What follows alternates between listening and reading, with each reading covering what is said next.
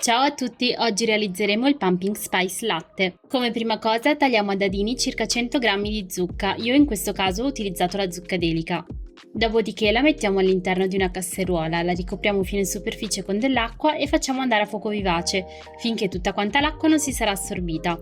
A questo punto schiacciamo con una forchetta fino a ridurla in purea. Questa purea la mettiamo in frigorifero a raffreddarsi per circa 2 ore. Trascorse le 2 ore preleviamo dal frigo la purea di zucca e preleviamo 50 g di purea dal totale. In una casseruola creiamo lo sciroppo, quindi mettiamo 125 g d'acqua insieme a 75 g di zucchero semolato e successivamente uniamo i 50 g di polpa di zucca. Infine uniamo delle spezie, io ho utilizzato le spezie miste che si utilizzano per i biscotti pan di zenzero.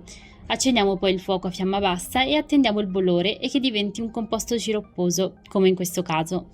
Trasferiamo a questo punto lo sciroppo all'interno di un bicchierino e mettiamo a raffreddare in frigorifero fino all'utilizzo. A questo punto possiamo realizzare il nostro Pumpkin Spice Latte.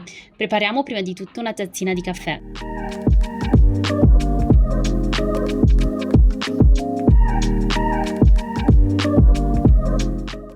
Successivamente prendiamo una bella tazza capiente in cui versiamo la tazzina di caffè. Poi versiamo al suo interno lo sciroppo creato in precedenza a piacimento, in base ai vostri gusti, e giriamo in modo tale da scioglierlo. Da parte scaldiamo il latte e poi lo versiamo al di sopra del caffè. Dopodiché diamo una bella spruzzata di panna montata al di sopra e successivamente spolveriamo con della cannella. Ed ecco a voi il Pumpkin Spice Latte!